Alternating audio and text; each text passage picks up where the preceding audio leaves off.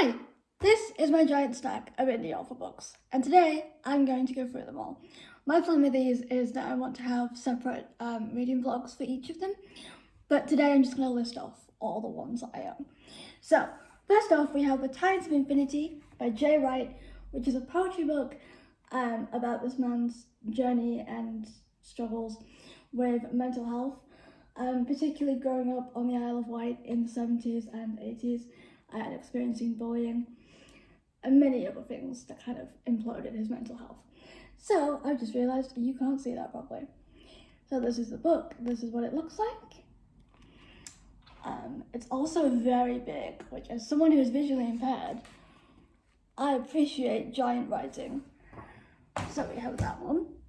This one, I don't know whether to label it as an indie author book. It says it's under a small publishers, but the thing is, the author's name, it's called Exquisite Corpse, and this is a horror book because I'm delving into horror this year, and it's by Poppy Zebright, but the author has since changed their name to Orion because they're trans.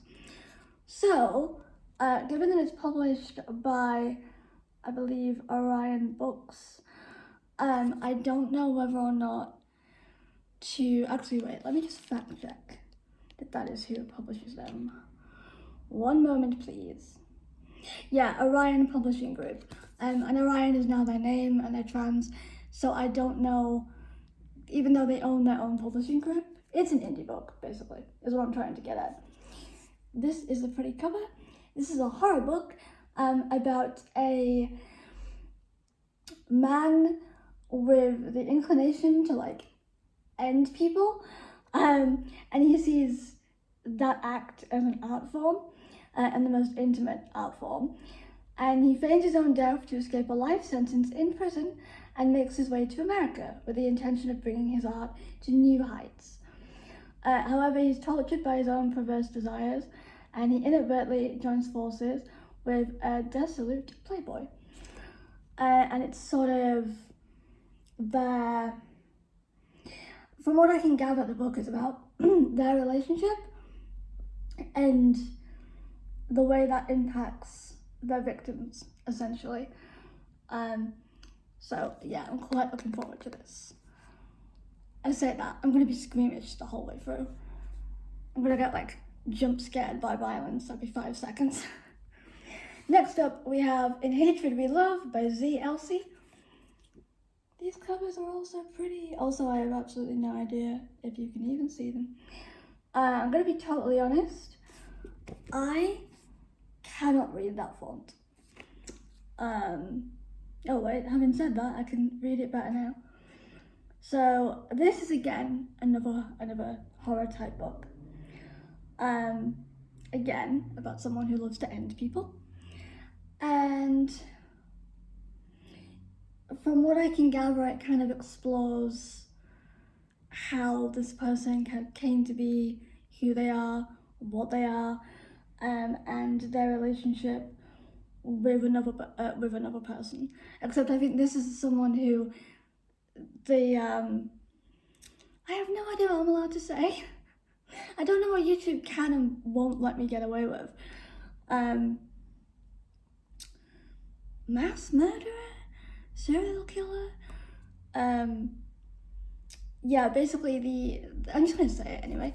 The serial killer seems to have known this person for quite a while, from what I can make out of the blurb. But this is another horror. And so I'm also looking forward to that one. Then I actually have 2 books by this author. So we'll do them both. We have Girls of Ash and After by Alex Anonymous. I follow them on TikTok. They're very, very, very good. Their main, what is the word? Their main stick is, avenue I should say, is to talk about disability and to talk about sort of autism and the way disability impacts writers, and kind of embedding that into their stories, embedding disabled characters into their stories, things like that. also, they write LGBTQIA plus stories as well. So Girls of Ashford After is, again, can we just appreciate the size of this font? I'm aware that to you it's probably the other way around, inverted. But that is a good size font. Look at that. Look how easy that is to read. I love it. But yeah, this one is about a witch and her companion, lesbian lover. And so I'm looking forward to this one. This is the one I haven't started. But this is definitely fantasy. Says, as Ever and Elsa race against time to save their loved ones, their paths become irrevocably intertwined. Both carry hatred, both carry secrets, and both can't seem to resist the forest call. So I love that. That sounds amazing. Okay, next up we have, this is going to be a tongue twister. A Tale of Seashells and Shenanigans, a love story by Alex Anonymous. This one, as you can tell, I did start, and I love it. It's very, very good. This is much more of a sort of contemporary fantasy, I would say. It's about Nico, who kind of works at like an interthrift store, and one day a Selkie comes in who has accidentally donated their skin. Because Selkies in this world, they can come out of the water and take human form for a few days, and then they go back in the water. And this poor girl has accidentally kind of donated her skin, essentially. So she can't go back in the water, and she needs Nico's help to get, her actual true form back. And Nico is sort of disgruntled about it, because they're like, why do I have to help you? Like, this isn't my problem. But they end up getting dragged along on the adventure anyway. And I really, really love this because it does such a good job of showing the different ways that internalized ableism can affect you. And it's just a really kind of fun, sort of cozy, but sort of angsty, fun ride with like Moody. You've got this like one Moody character who's just so used to doing everything kind of by themselves and handling everything by themselves that they can't really understand a character who doesn't really know what they're doing. And then there's also kind of like a found family dynamic with Nico's flatmates. And there's lots of different representation of all kinds in this book. So yeah, definitely recommend this one. Even though I've already started reading it, I'll also do a reading vlog, reading it from the beginning and giving my thoughts and all that. So that's that one. And then we have, this author also has 2 books, but I'm not gonna do the 2 books together. Actually no, you know what? I am gonna do the 2 books together. Okay, this is one of my favorite authors on the planet. She's also on TikTok. Everyone that I know who's on TikTok, I will link their accounts, or YouTube, I'll link their accounts. But this author has written Are You Awake Yet?, which is a lesbian dystopian. She's written Assassin and Demon King, which is the first in a fantasy series about a former assassin who just quits in front of his latest mark. He's like, nah, can't do this anymore, I'm done. He quits.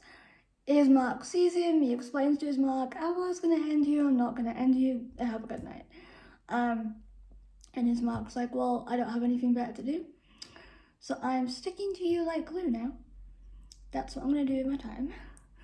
And then the former assassin is trying to kind of atone for his crimes, and unfortunately he gets poisoned for not killing his latest mark. So the two of them, the book is essentially about their journey together, that kind of denial that they like each other. It's strange because it's a slow burn, but it's a slow burn where the characters are attracted to each other very quickly, but they're sort of denying it to themselves. So it's not the kind of book where you read it and it says it's a slow burn, but then they'll want him to like do each other on page 2, and you're like, oh, okay, well that was really slow. Thanks for that. It's much more of a they're attracted to one another. You can tell they're attracted to one another, but they both have different reasons for not wanting to get involved with each other. This book, however, is How to Get Away with Marriage. I'm struggling to be in the frame and see the book at the same time. But can we appreciate this pretty cover, because she did this herself. She made this cover herself. How gorgeous is it? Look at it, it's beautiful. And once again, can we appreciate the giant writing that makes it significantly easier to see. So yeah, this book is a contemporary. It is about 2 men. One is Luke, who has really strict, abusive religious parents, and one is Patrick, who is sort of down on his luck, comes from a poorer background, because Luke's family has a lot of money. But Patrick's family, even though they're significantly poorer. His mum sadly passed away when he was younger. His dad has also recently passed away.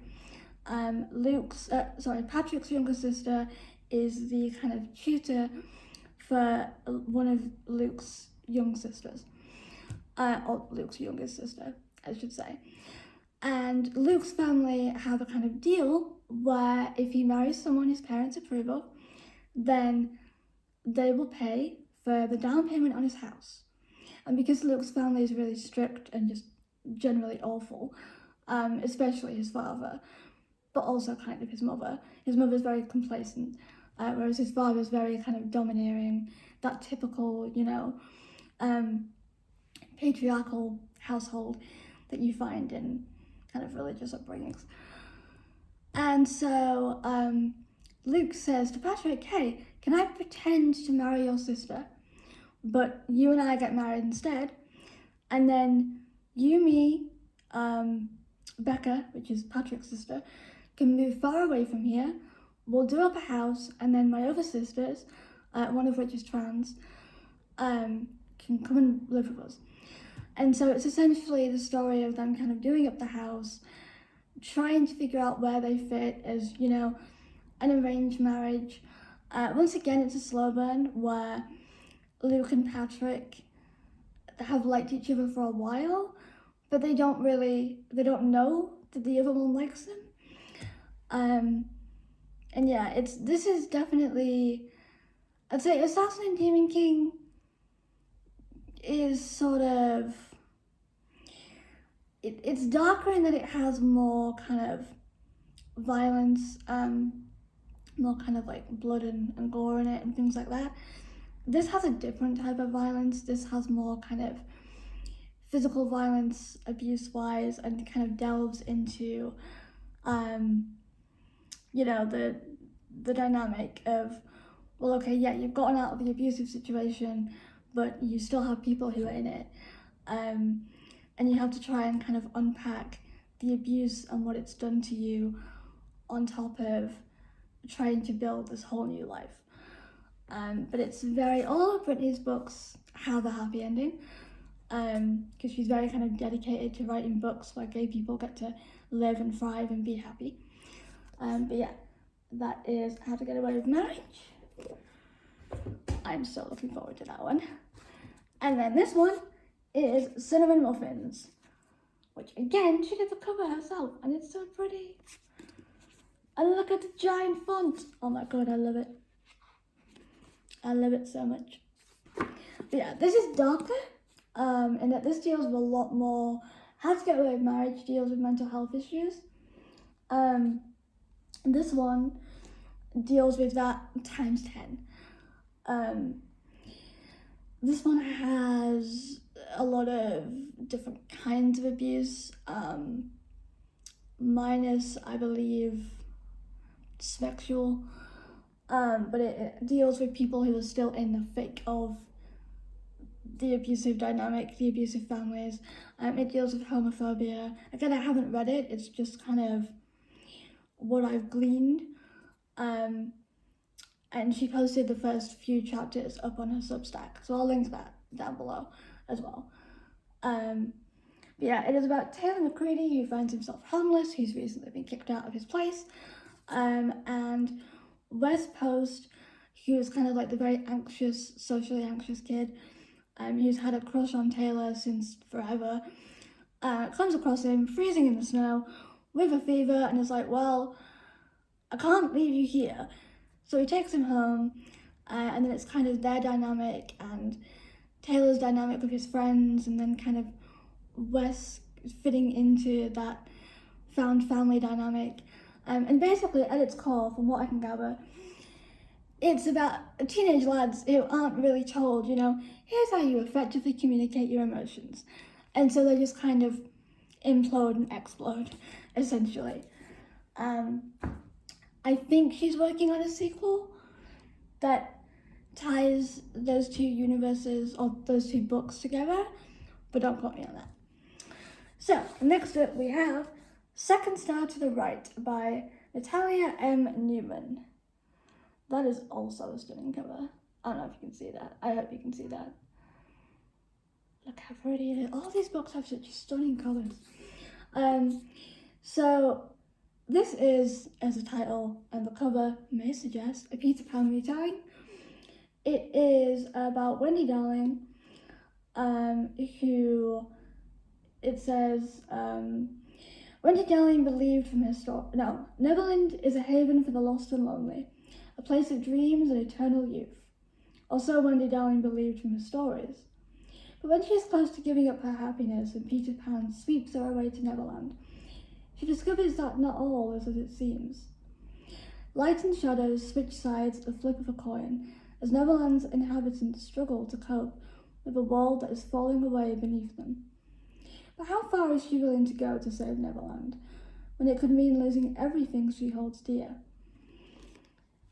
So yeah, that sounds really good. I love retellings. I love retellings so much. And I also absolutely adore that this is an hourglass, signaling that she's running out of time, or that Neverland is running out of time. And I like the way as well how you've got like the sky and then the water, which is a bit like the sand, and then the water here. I think that's really clever. I don't know if this person has also I really shouldn't say she because I don't know their pronouns. Cover art. Okay, so I'm gonna butcher this name. So someone called Magda did the cover art, and Anna Kidman did the map. I'm not gonna say Magda's second name because I can't pronounce that and I don't want to butcher it. So yeah, there's that. But spot on for the cover and the back as well. Absolutely gorgeous.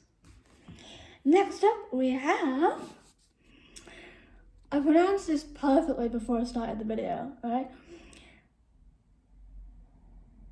I pronounced it perfectly. I swear to God, I can pronounce it perfectly until it comes time for me to actually say the word. Oh my God. Veneficium, I think that's how you pronounce it, by Nadria. Oh, I pronounced her name earlier today. Right, I think it's pronounced. Please correct me if I'm wrong. I think it's pronounced Nadria. It's either Nadria or Nadria. Oh God. And I think the second name is Alum. I think. I need to, what I should have done really is look up these people's names and then made the YouTube, then made the YouTube video. But again, stunning cover, can we please appreciate? When it comes time to actually reading the book, I promise I'll get their names right. I don't have like masses of time to film today, so I'm just kind of getting in what I can. I'm also trying to find who made the cover, but I can't find it. What I can give you though, gotta be careful, is an absolutely stunning map. Can you see the map? It's gorgeous. But yeah, this is It says, "You have already killed me, body and soul." I can't even pronounce blooming characters' names right now. Kiara. I think her name is Kiara. Kiara is an assassin trained by the blade, held back only by her lack of magic, a fault that is not her own. Her powers were stolen from her as a child by the Beneficium. So when the opportunity arises to infiltrate the very kingdom that took everything from her, she takes it, even when it comes with the price of killing its king. And then somebody else whose name I can unhelpfully pronounce is the newly crowned king of the Beneficium, reluctant and laced with melancholy. He would do anything to protect those he cares about. So when a woman falls from his gates with a blade in hand, he is ready to kill. A bargain is struck, but who will survive it? That sounds really good. That sounds so good. And their edits on TikTok, amazing. Next up, we have this book. All of the books are incredible, but this book is particularly incredible because it was written by a lesbian in Russia. And if you know anything about Russia, you know that it is illegal to be gay there, and it's very frowned upon, and it's actually quite dangerous to be gay there. It is called Forbidden Rock and Roll, and it is by Polina. I'm not gonna pronounce her second name because I'll butcher it, but her first name is Polina. It's A Stain on the Red Banner, Book 1. This is kind of published by a small-time publisher, but her story is quite brilliant because she wasn't able to get it published in Russia for obvious reasons, and so an international publisher picked her book up. And even though she's working on the sequel, it's been a while since she's updated her TikTok, so I'm really hoping that she's okay. But yeah, look at that stunning cover. It is a story of two boys who love each other in a small Soviet town. They're both in ninth grade, and it's about their friendship and how their friendship becomes something more, and how they kind of, from what I can figure, it's sort of how they come to terms with that in a very homophobic, constrained environment. So yeah, I really hope that the author's okay because she hasn't posted social media in quite a while, or at least not her TikTok or Instagram accounts. So I'm really hoping that she's, doing good and that she's alright. But yeah, we got that. Next up, we have, I had to order this twice because the first time it came, it was really damaged because Amazon doesn't really seem to like me. And so oftentimes, well, not oftentimes, but quite a few times I end up getting like damaged books, which I don't normally mind, but this was damaged to where like the pages inside were damaged. It was awful. But yeah, this is Song of the Dark by Bryn Sudov. I think that's how you pronounce their name. Again, we have a stunning cover, and again, we have a stunning cover at the back. Who made this cover? Let's see. Does it tell me? Please tell me. I can't even get the pages. There we go. Oh, they made the, cover design by May Taylor. Stunning. I say it's an indie author. It says published by Nina Books. So whether it's a small-time publisher, I don't really know. But this looks to be a fantasy. And it says, you can run away from home, but you can't run away from yourself. Thomas seemingly has the ideal life. He is the heir to a prosperous and powerful shipping dynasty, and he gets top marks at his elite boarding school. But Thomas has always felt deeply at odds with himself, until he befriends his greatest rival, Charles. Their connection launches Thomas down a path that will change his life and the world forever. And it says it has sirens, gods, I don't know if that's meant to be magi or magi, but yeah, it's got lots of lots of different mythological creatures in it, from what I can gather. Or lots of kind of magic-based creatures anyway, and I love fantasy. I'm always here for a good fantasy. And next up, last but not least, we have Glade Folk by H.M. Skinner. Again, stunning cover. Again, stunning back. Please don't take a shot every time. Again, wonderful large print. Please don't take a shot every time I say stunning. You won't be here by the end of the video. Yeah, also, I'm loving like the contents pages. Brittany names her chapters. This book doesn't name the chapters, but I like the layout. Oh, this comes with a playlist. Oh, this comes with a playlist. Sort of Nyx by Hosier, The Book Collector by Haley Hendricks. Falling by Florence and the Machine. Quite a few Hosier songs. We have Aurora too, Blood in the Wine by Aurora. I approve of this playlist. This is a good playlist. Cover design by Fox and Raven Studios, it says. And this is, from what I can gather, this seems to be a fairy-esque kind of story, but we'll see. So it says, a runaway prince, a determined sister. I think their name is Terex. Terex is content to live life as an outcast, if that is the cost of his freedom. He fled his kingdom, abandoning his title and the expectations of his former position. And he arrived on the outskirts of a small, fire sprite village in the forest. It's a simple existence, and a lonely one, but it is far better than the life he left behind.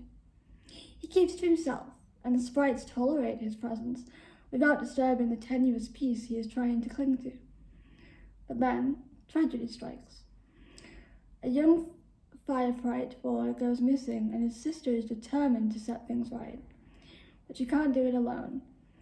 Terex agrees to help her despite the past following doggedly at his heels and the grim future that awaits if they cannot reach him in time. So, yeah. Oh, it's got my favourite number on the bottom. Sorry, I keep seeing my favourite number everywhere, and it always makes me happy. Just a random side note. But yeah, this is Glade Folk. And as I say, I'm going to read them all individually, and do like a separate reading vlog for them all. That is the plan. But yeah, that is the end of this video. It was supposed to be short and sweet. I don't know if you class 27 minutes as short and sweet, but I guess on YouTube, where you have 2 hour plus videos, it could be considered. Anyway, I'm going to go, and I will see you next time. Bye.